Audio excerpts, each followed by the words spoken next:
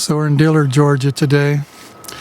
We're going through this yard, which I've had for many years, and we're inspecting it because it's sold. Somebody's going to take every beehive in this yard, and I want to make sure they're all queen right and all in good shape. If anybody wants to know, they are sold, so it doesn't matter, but somebody I know will ask, what are you selling them for? These colonies are going for $350 each. 90% of the boxes in this yard are less than 3 years old. Half of them are probably only 1 year old. I see a few boxes in here from the past, and just interestingly enough, this box right here is one of my original boxes when I moved to Georgia. I can tell I cut it myself and assembled it with staples. And here in my last video, I got several comments from people asking me why I don't wax dip my boxes. I know wax dipping works really well. This box was not wax dipped. It's 25 years old. It's a little fatigued. You can tell it's old, mainly because of putting it together with staples. If that would have been done with ring shank nails and screws, it wouldn't be warping apart like that. This is living proof right here that the linseed oil and copper naphthenate works well. Again, that box is 25 years old and it has 0 rot in it. Honestly, if I took care of it, I'd probably get another 5 years out of it. But it's actually going with this package. It's part of the deal. Somebody's buying this whole yard. We'll be loading it up in 2 or 3 days. Again, today we're just looking at queens, making sure they're in good shape. Don't want to accidentally sell somebody something that's queenless or having issues. I think I should say a little bit more about this copper naphthenate and linseed oil concoction. I know there's often confusion when I mention this stuff. I know a lot of people are recommending and using paraffin wax dipped equipment, and that works really good. I have no problem or criticism about that personally. I did it once and had good experience with it. But there is a possible issue with it when you're talking about employees. You can start a fire with it, and you can burn yourself with the hot wax, and I'm kind of shy about exposing my employees to that type of danger. And plus, I've had such really good luck with this copper naphthenate and linseed oil, I just don't see any reason to change.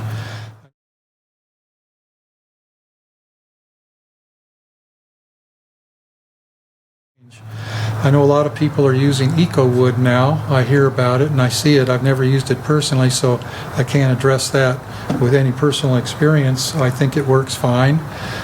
It kind of replaces the paint. People are using it also as the finish, and they're not painting over it. I really like a good paint job, but maybe it's vanity, and that's one of the things I like about the copper naphthenate linseed oil. After it's weathered a little while, you can paint it, and the paint works well. What I do is I use a recipe of 2 parts linseed oil, 1 part Q-Nap, which you purchase at Man Lake or other outlets. I used to buy it from Dadan, which is an 8% copper concentrate, and then I add 6 parts of mineral spirits to that recipe.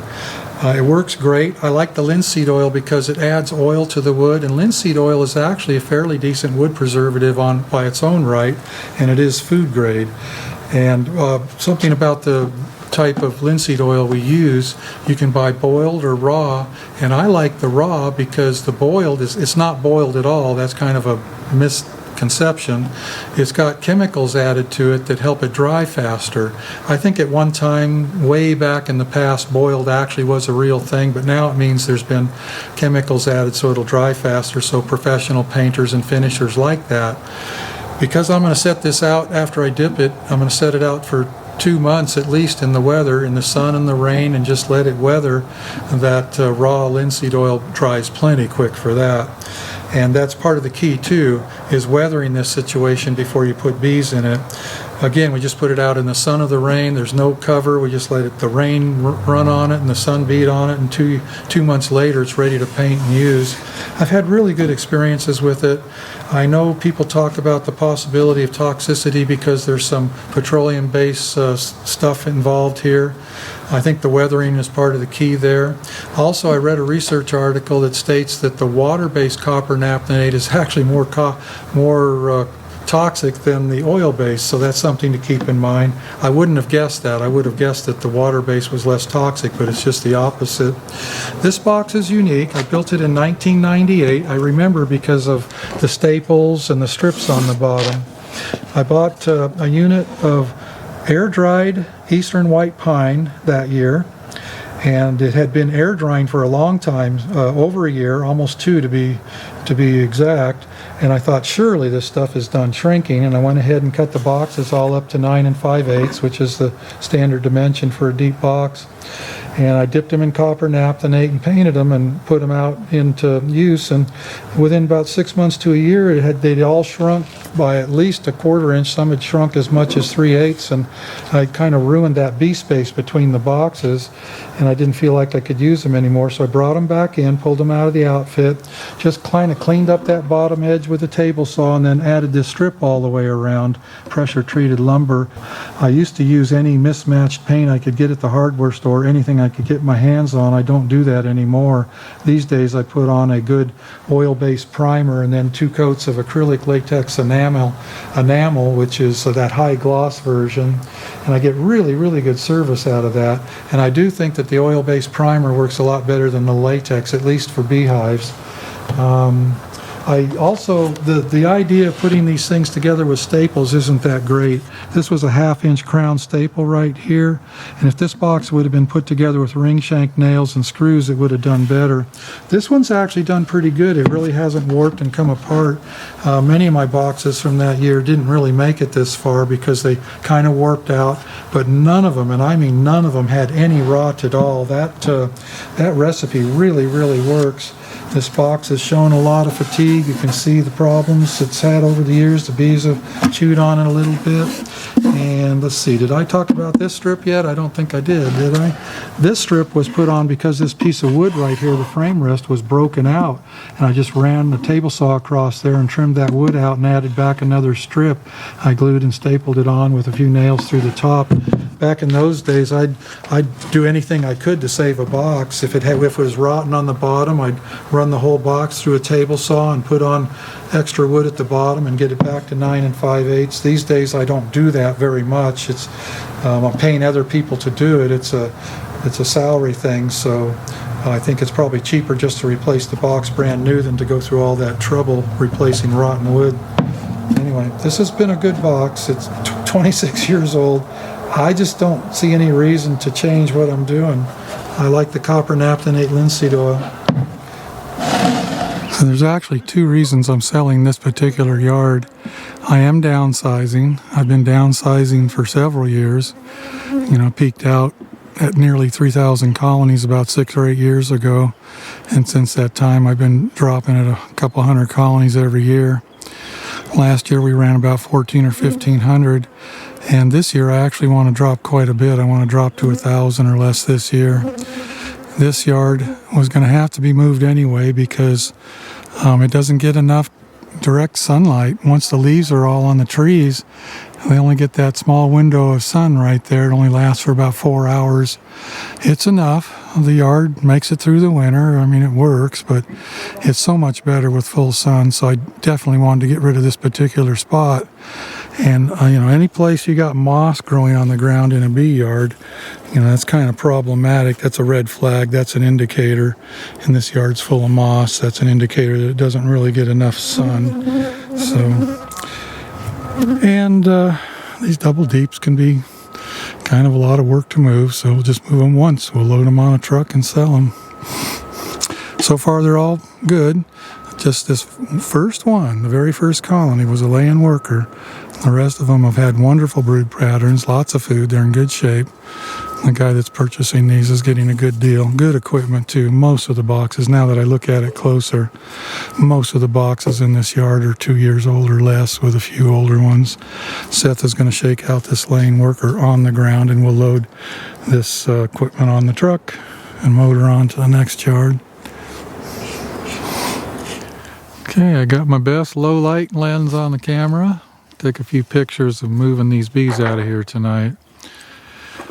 It's actually darker than the camera is showing. I can see in the viewfinder here that it looks a lot lighter because of this lens. It's well after sundown. We're getting close to dark, which is a good time to move bees. These bees are all going to be moved out of here by hand, so we have a little grunt work to do. So we have a couple colonies in this yard that are sitting on double screen boards rather than a bottom board. They would have been on top of another colony last summer or spring, and we just moved them off and put them in a dead spot. So because those are not screwed on or nailed on, we're putting a ratchet strap around them so they won't come apart. All the rest of the colonies in this yard have the bottom boards either nailed on or screwed on.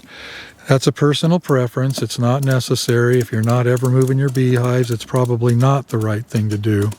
We're always shuffling things around and moving beehives here and there, selling them, replenishing other yards, odds and ends like that. So we like to nail or screw them on so that the bottom board always goes with the box. And this is no big deal, just a ratchet strap we bought at Home Depot. And it looks like there's only 2 in this yard. So we got 33 colonies to move tonight. And it's starting to get dark, so let's get to it.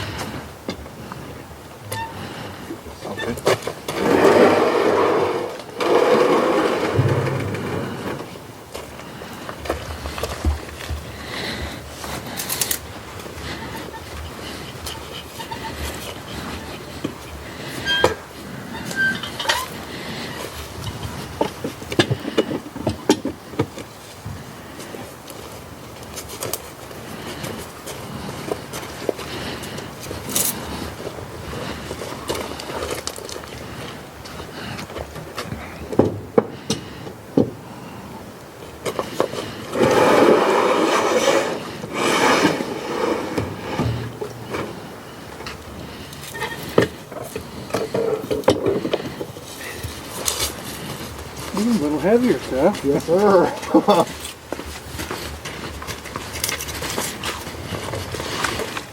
You got the heavy end. You know what, we put it up wrong. We should have the entrances here. I didn't think about that till just that.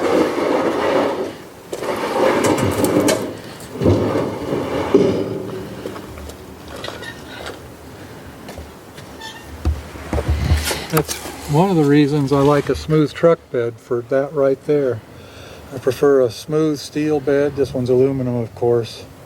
Prefer that over a wooden bed because things slide on it nicer.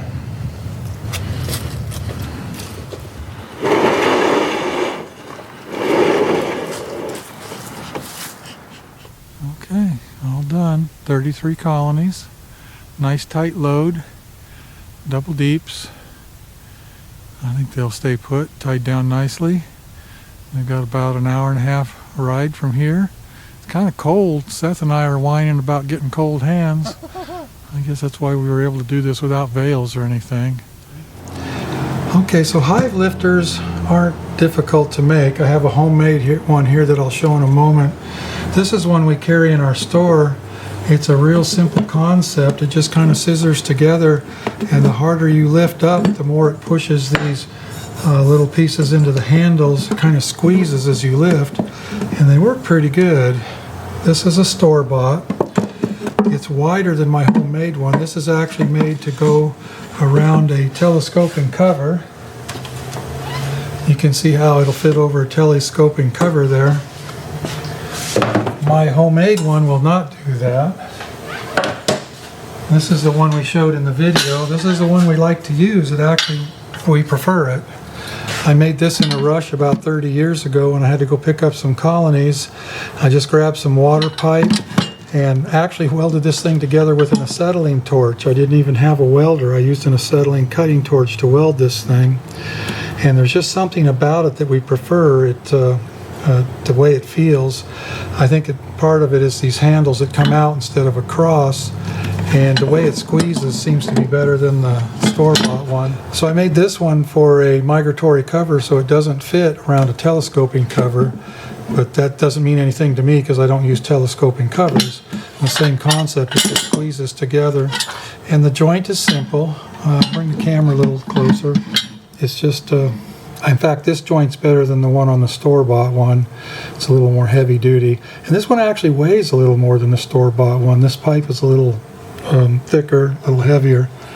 But anyway, that's our versions of the Hive carrying tool.